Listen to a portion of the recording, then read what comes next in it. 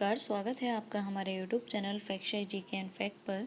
आज है 7 अगस्त और आज हम 7 अगस्त के इम्पोर्टेंट एमसीक्यू क्वेश्चन जो हैं वो इस वीडियो में कवर करेंगे, तो लास्ट तक ज़रूर बने रहिएगा। लास्ट में आपसे एक एमसीक्यू क्वेश्चन भी पूछा जाता है जिसका आंसर आपको कमेंट बॉक्स में ज़रूर देना है। हर एक क्वेश्चन जो है वो एग्ज़ाम के पॉइंट ऑफ व्यू से काफ़ी इंपॉर्टेंट है, तो लास्ट तक ज़रूर बने रहिएगा। अगर आप इस वीडियो का फ्री पीडीएफ लेना चाहते हैं तो आप हमारे टेलीग्राम लिंक पर या एफबी पेज पर जाकर वहां से फ्री पीडीएफ डाउनलोड कर सकते हैं। चलते हैं, आज की क्विज स्टार्ट करते हैं। क्विज स्टार्ट करने से पहले आइए आज थॉट पढ़ लेते हैं। जो जितना झुलसता है वो उतना ही निखर के आता है, जो सहले तकलीफ मेहनत की वो हर रोज़ चमकता है। ठीक है, जो जितना झुलसता है वो उतना ही निखर के आता है, जो सहले तकलीफ मेहनत की वो हर रोज़ चमकता है। चलते हैं, आज के क्वेश्चन स्टार्ट करते हैं। हाल ही में WHO ने किसे कैंसरकारी घोषित किया है? WHO वर्ल्ड हेल्थ ऑर्गेनाइजेशन ने किसे कैंसरकारी घोषित किया है? ऑप्शन यहाँ दे रखे हैं, bird flu, hepatitis D, TB और मलेरिया। तो बात करें WHO के बारे में, WHO की पूरी फुल फॉर्म है वर्ल्ड हेल्थ ऑर्गेनाइजेशन। कैंसर की जो स्टडी है वो किस में की जाती है? ऑन्कोलॉजी बोलते हैं। कैंसर की जो स्टडी होती है उसको क्या बोलते हैं? ऑन्कोलॉजी कहते हैं। ऑन्कोलॉजी कहते हैं। अब बात करें, जो WHO ने कैंसरकारी जिसे घोषित किया है वो क्या है? Hepatitis D. अब जो हेपेटाइटिस डी है उसको जो कैंसरकारी घोषित करने का कारण क्या है?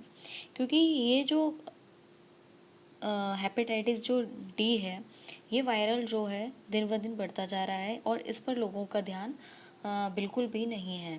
तो इसीलिए जो WHO है उसने इसको क्या करा है? कैंसरकारी घोषित इसको किया है। इससे क्या होता है, यह एक वायरल है जिसमें लोगों को ध्यान देने के लिए इसे जो है हेपेटाइटिस डी को कैंसरकारी घोषित किया है। इससे क्या होता है, इससे जो इफ़ेक्ट होता है वो लिवर, क्या इफ़ेक्ट होता है? लिवर जो है वो इफ़ेक्ट होता है, इससे लिवर कैंसर का खतरा रहता है। इसको पहले जो है ये हेपेटाइटिस डी जो है वो किस इंसान को होता है? जिसको पहले हेपेटाइटिस बी हुआ हो उसे ही हेपेटाइटिस डी होगा।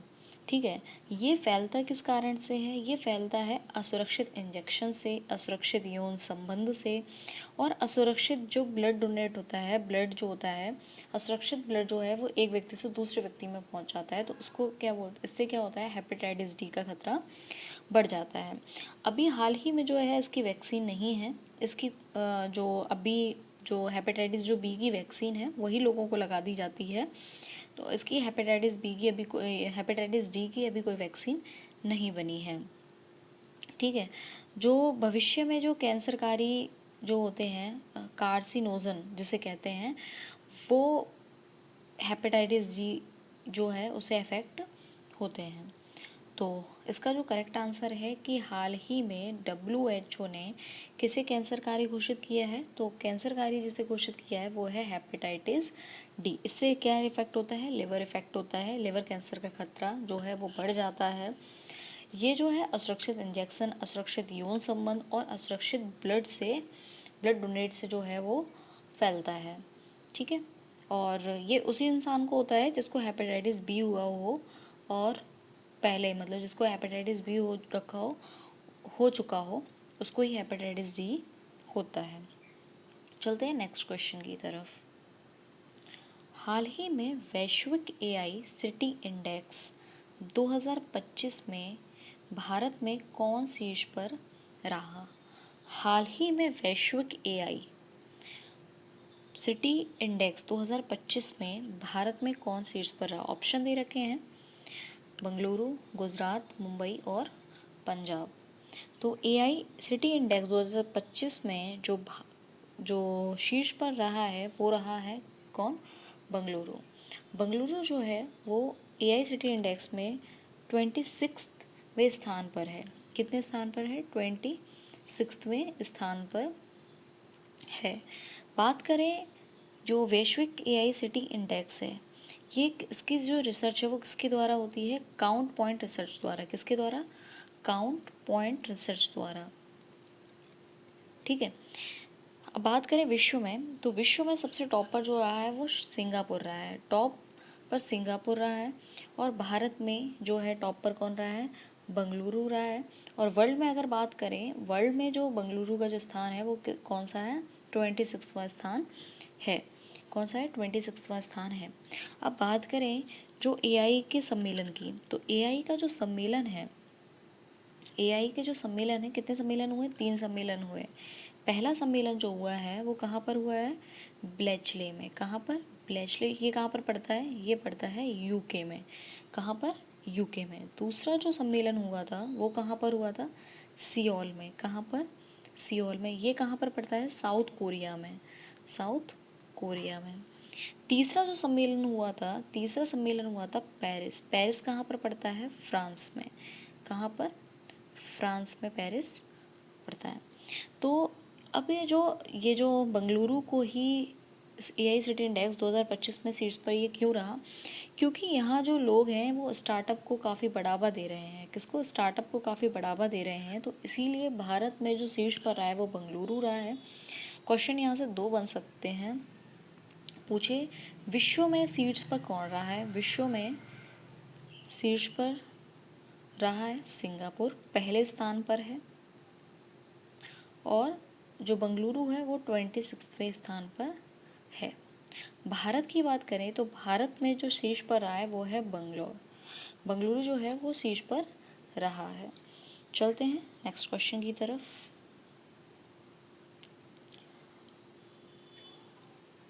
आई आईएसए का 107वां सदस्य कौन बना है? बात करें आईएसए की, बात करें आईएसए का 107वां जो देश बना है वो आईएसए क्या है? अंतर्राष्ट्रीय सौर गठबंधन। क्या है? अंतर्राष्ट्रीय सौर गठबंधन जो है उसमें 107वें स्थान, 107वां जो सदस्य है वो कौन बना है? सदस्य है, इसमें सदस्य आएगा। सदस्य कौन सा देश बना है?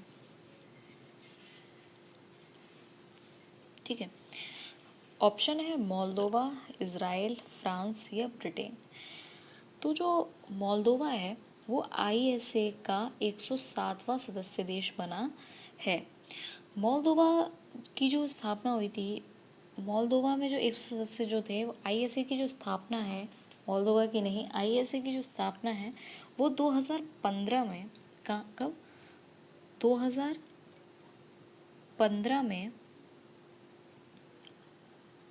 इंडिया और फ्रांस ने की थी। किसने की थी? इंडिया और फ्रांस ने की थी। किसकी? आईएसए की 2015 में। इसके हेडक्वार्टर के बारे में बात करें, इसका जो हेडक्वार्टर है वो कहाँ पर है? गुरुग्राम, हरियाणा में। कहाँ पर? गुरुग्राम, हरियाणा में इसका जो है वो हेडक्वार्टर है। तो आईएसए का 107वां सदस्य देश जो बना है वो बना है मोल्दोवा। कौन सा बना है? मोल्दोवा 107वां सदस्य देश बना है। चलते हैं नेक्स्ट क्वेश्चन की तरफ। हाल ही में निजुत मोइना 2.0 योजना जो है वो कहाँ शुरू की गई है? निजुत मोइना 2.0 जो है वो क्या है? इसमें क्या है कि जो इसमें उच्च शिक्षा में लड़कियों की सहायता के लिए असम सरकार ने बाल विवाह खत्म करने के लिए 4 लाख छात्राओं को मासिक वित्तीय सहायता इसमें दी जाएगी। यह योजना राज्य की बेटियों को क्या करना है? आत्मनिर्भर बनाना है। इसमें क्या है कि जो बाल विवाह हैं, जो बाल जो लड़कियां हैं उनके जो बाल विवाह कर दिए जाते हैं उसको खत्म करने के लिए, छात्राओं को पढ़ाने के लिए 4 लाख छात्राओं को मासिक वित्तीय सहायता दी जाएगी। और इससे क्या होगा? जो बेटियां हैं वो आत्मनिर्भर बनेंगी और क्या कहते हैं, अपने लक्ष्य को प्राप्त कर सकती हैं। तो निजुत मोइना जो 2.0 की जो शुरुआत है वो किसने की थी? असम सरकार ने की है। तो असम के बारे में बात कर ले यहाँ, तो असम की जो राजधानी है वो क्या है? दिसपुर है। दिसपुर है। असम के जो सीएम हैं कौन है? असम के सीएम हैं हेमंत विश्वा शर्मा। कौन है? हेमंत विश्वा शर्मा जो हैं किसके? असम के सीएम हैं। बात करें इसके गवर्नर की, इसके गवर्नर हैं लक्ष्मण आचार्य। कौन है? लक्ष्मण आचार्य जो हैं उसके गवर्नर हैं। यहाँ असम के बारे में बात कर रहे हैं तो असम के जो लोकसभा की सीटें हैं असम में वो कितनी हैं? 14 हैं। और राज्यसभा की कितनी हैं? राज्यसभा की हैं इधर 7 और विधानसभा की सीटें हैं 126। कितनी? 126 हैं। अब यहाँ असम के बारे में बात हो रही है तो असम के बारे में 2-3 फैक्ट जान लेते हैं कि असम में मैंने अभी कुछ दिन पहले करवाया था कि असम में भारत के पहले एक्वाटेक पार्क का उद्घाटन हुआ है। कहाँ पर? असम में। एक्वाटेक जो पार्क है उसका उद्घाटन पहला पहला पहला जो मैंने बताया था वो काफ़ी इम्पोर्टेंट रहता है, उसको ज़रूर करना है। एक्वाटेक जो पार्क है उसका जो उद्घाटन है वो कहाँ पर हुआ था? असम में हुआ है। ठीक है। अब अभी हाल ही में जो अदवाई मेला है, अदवाची जो मेला है वो कहाँ पर हुआ है? अदवाची जो मेला है वो कहाँ पर हुआ है? असम में हुआ है। कहाँ पर? असम में हुआ है। अब असम जो सरकार है उसने डेयरी क्षेत्र को बढ़ावा देने के लिए दूध सब्सिडी भी शुरू की है। किसने? डेयरी क्षेत्र को बढ़ावा देने के लिए असम सरकार ने दूध सब्सिडी भी शुरू की है। इम्पोर्टेंट है एक्वाटेक पार्क, पहले एक्वाटेक पार्क का जो उद्घाटन है वो कहाँ पर हुआ है? तो असम में हुआ है। मोस्ट इम्पोर्टेंट है, एग्जाम में यहाँ से क्वेश्चन ये बन सकता है। चलते हैं नेक्स्ट क्वेश्चन की तरफ। WHO IRCH की मेज़बानी कौन करेगा?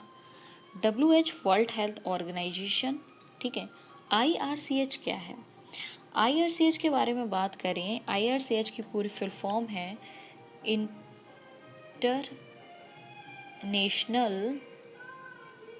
रेगुलेटरी, कौन सा? International regulatory cooperation for herbal medicines. ठीक है। क्या है? International regulatory cooperation for herbal medicines जो है वो उसकी पूरी फुल फॉर्म है। ये क्या है? IRCH की जो मेज़बानी है वो कौन सा देश करेगा? उसकी मेज़बानी करेगा हमारा भारत देश। कौन? भारत। तो भारत के बारे में, भारत में ये कहाँ पर होगा? गाज़ियाबाद में। कहाँ पर? गाज़ियाबाद में जो है ये होगा। अब बात करें भारत की तो भारत के बारे में थोड़ा सा जान लेते हैं कि भारत ने सहकारी क्षेत्र में दुनिया की सबसे बड़ी अनाज भंडारण योजना शुरू की है। कहाँ पे? भारत ने दुनिया की सबसे बड़ी अनाज भंडारण जो योजना है, अनाज भंडारण जो योजना है दुनिया की सबसे बड़ी, किसने शुरू की है? भारत ने शुरू की है। ठीक है। अब एक क्वेश्चन और मैंने करवाया था कि मलेशिया से अंकुरित पाम ऑयल बीजों का सबसे बड़ा जो आयातक है वो कौन सा देश बना है? तो मलेशिया से पाम अंकुरित जो पाम ऑयल है उसके बीजों का सबसे बड़ा आयातक है जो वो कौन बना है? भारत देश बना है। कौन सा? भारत देश बना है। अभी मैंने बताया था, कुछ दिन पहले क्वेश्चन करवाया था कि फिडे शतरंज विश्व कप की जो मेज़बानी है वो कौन सा देश करेगा? फिडे शतरंज विश्व कप 2025 की जो मेज़बानी है वो कौन सा देश करेगा? 2025 की मेज़बानी कौन सा देश करेगा? भारत देश करेगा। ठीक है। एक क्वेश्चन और यहाँ से बन सकता है कि इंटरनेट स्पीड में भारत किस स्थान पर है? इंटरनेट जो स्पीड है, इंटरनेट स्पीड में भारत जो है वो किस स्थान पर है? तो भारत है 26वें स्थान पर। किस स्थान पर है? 26वें स्थान पर जो है वो भारत है। ठीक है। चलते हैं नेक्स्ट क्वेश्चन की तरफ। हाल ही में किस राज्य में बादल फटने के कारण भारी तबाही क्या भारी तबाही हुई है? हाल ही में बादल फटने के कारण जो भारी तबाही, बहुत ही दर्दनाक हादसा जो है वो हुआ है अभी हाल ही में, ये कहाँ पर हुआ है? उत्तराखंड में, जम्मू कश्मीर में, केरल में, या इनमें से किसी में नहीं। तो ये जो हादसा हुआ है वो कहाँ पर हुआ है? उत्तराखंड के उत्तरकाशी में। कहाँ पर? उत्तर काशी में ये हादसा हुआ है। बात करें उत्तराखंड की, तो उत्तराखंड के जो सीएम हैं वो हैं पुष्कर सिंह। कौन है? पुष्कर सिंह। अब इसके जो राज्यपाल हैं, राज्यपाल जो हैं वो हैं गुरमीत सिंह। कौन है? गुरमीत सिंह हैं। इसके उत्तराखंड की जो राजधानी है वो क्या है? देहरादून। क्या है? देहरादून। अब यहाँ हम बात कर रहे हैं बादल फटने से जो भारी तबाही हुई है। तो बादल जो हैं वो किन कारणों से फटते हैं? बादल जब तापमान बढ़ने से भारी मात्रा में नमी वाले बादल एक जगह इकट्ठे होने पर पानी की जो बूंदें होती हैं वो आपस में मिल जाती हैं। इससे क्या होता है, जो बूंदों का भार है वो इतना ज़्यादा हो जाता है कि बादल का घनत्व जो है वो बढ़ जाता है। इससे क्या रहता है कि एक सीमित दायरे में तेज बारिश होने लगती है। इससे क्या होता है? बादल फट जाता है। ठीक है। तो तापमान जब बढ़ जाता है तो क्या होता है, भारी मात्रा में नमी वाले जो बादल है वो एक जगह इकट्ठा हो जाते हैं और पानी की बूंदें जो होती हैं वो आपस में मिल जाती हैं। फिर बूंदों का जो वेट रहता है वो इतना हो जाता है कि बादल का घनत्व जो है वो बढ़ जाता है। इससे क्या होता है कि किसी भी एक हिस्से में अचानक तेज बारिश होने लगती है और उससे बादल फट जाता है। तो यही कारण है बादल फटने का। तो यह भी हाल ही में कहाँ पर हुआ है? उत्तराखंड के उत्तरकाशी में ये हुआ है। काफ़ी भारी तबाही आई है। ये स्क्रीन पर आप देख रहे हैं इमेज इसकी। चलते हैं नेक्स्ट क्वेश्चन की तरफ।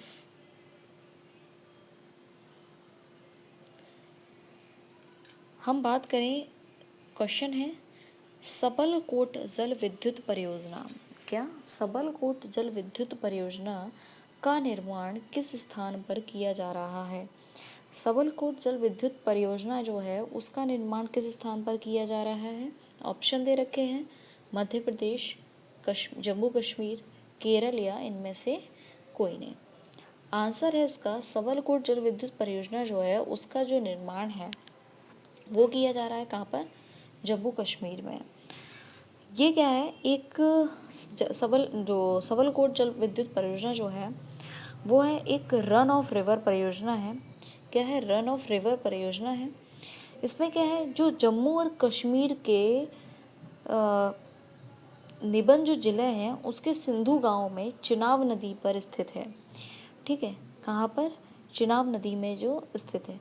सोनमर्ग सुरंग का उद्घाटन जो है वो, सोनमर्ग जो सुरंग है उसका उद्घाटन, बात करें जम्मू कश्मीर की, तो जम्मू कश्मीर में क्या है, जो सोनमर्ग सुरंग है उसका उद्घाटन कहाँ किया गया है? ठीक है। जम्मू कश्मीर में डल झील पर जो जम्मू कश्मीर में डल झील पर शिकारा नाम की एशिया की पहली जल परिवहन जो सेवा शुरू की है, किसने की है? नरेंद्र मोदी जी ने। नरेंद्र मोदी ने जम्मू कश्मीर में डल झील पर जो उबर शिकारा नामक, कौन सी? उबर शिकारा नाम की जल परियोजना जो है वो शुरू की है। ठीक है। अभी जो क्या कहते हैं, मुख्यमंत्री जो हैं जम्मू कश्मीर के, उमर अब्दुल्ला जो हैं, वो इसके जो हैं मुख्यमंत्री, नए मुख्यमंत्री जो हैं वो बने हैं। कौन? उमर अब्दुल्ला जम्मू कश्मीर के नए मुख्यमंत्री बने हैं। चलते हैं नेक्स्ट क्वेश्चन की तरफ। परीक्षा पे चर्चा 2025 के किस संस्करण को गिनीज वर्ल्ड रिकॉर्ड प्राप्त हुआ है? परीक्षा पे जो चर्चा, ये परीक्षा पे चर्चा जो है इसकी शुरुआत जो है वो 2018 में, कब? 2018 में नरेंद्र मोदी जी ने की थी। किसने की थी?